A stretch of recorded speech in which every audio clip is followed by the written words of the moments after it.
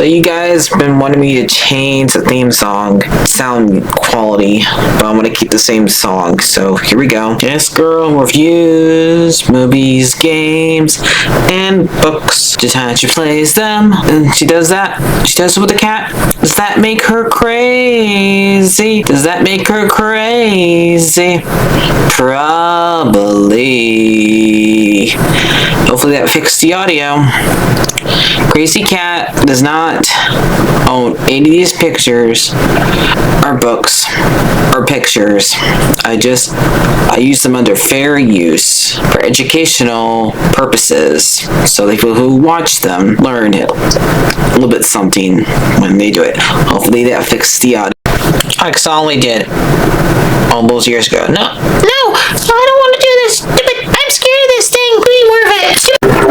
Alright, hi everyone, Martha here. So I finished watching episode 7 of Peacemaker season 2, and man, it was fine. I didn't like the fact that they left though, because if you're gonna talk about this kind of subject, about where the Nazis have their own universe, you need to show why this is wrong, not just leave the world as it is. That's what I think. But we still have one more episode where we can go back and fix it.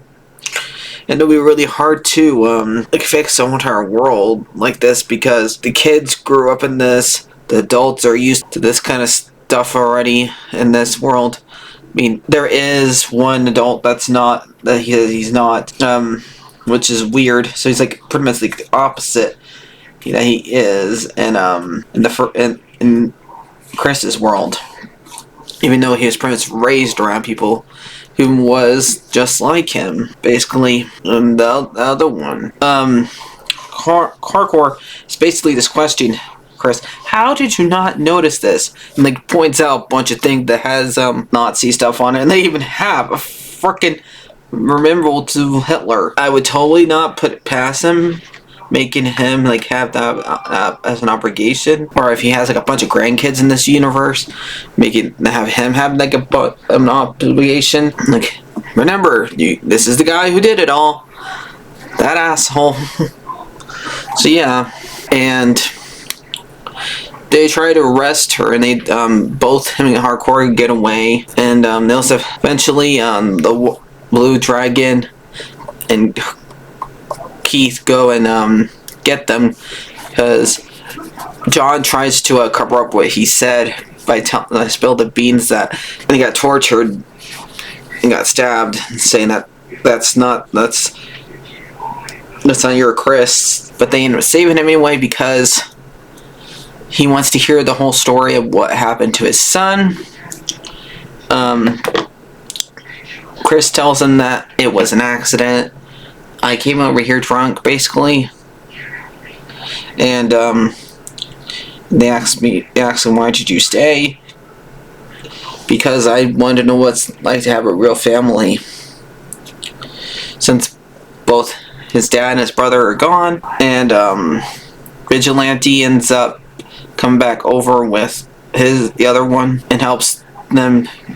Ada gets saved by I can never remember his name, sorry.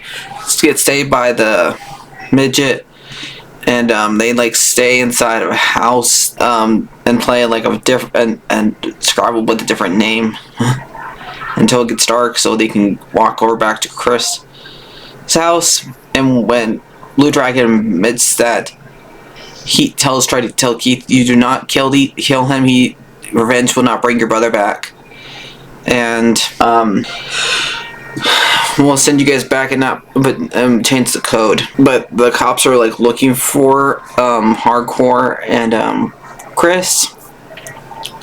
And I also the silly fact that they know, like, they have been acting weird. That they notice that they've been acting weird, and the fact that Hardcore was nowhere in pants, so they did notice that these two are not. Already did not act the same. Yeah, but Keith really wants to hurt him, but eventually one of the vigilantes kills Blue Dragon, and that makes Keith even more madder. And Keith Gasper goes after all, and then the characters with everybody except for Chris, because Chris doesn't want to hurt his own brother. Hurt him had enough where he's pretty badly wounded, and Chris says no because he ends up having like flashbacks of his brother dying, and he asks them to spare him, and they end up leaving. Hardcore almost shoots him to try to save Chris because he doesn't want him to come after him after Chris, and she ends up leaving because right when the cops get in, and I'm pretty sure the right vigilante stayed behind. So yeah, but. And the episode ends with Chris getting arrested. Waited. Oh yeah, and also Rick Allen's Rick goes to the guy who built the teleporter for Lex to help him track down where Chris' teleporter is, and I guess he's 100% on supports Lex, but he still keeps them in jail.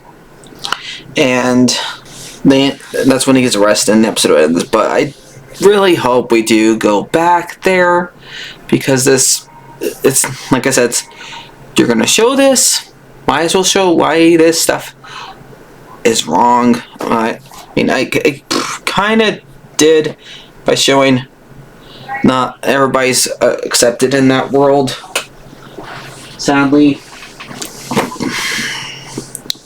But I just really wish they would like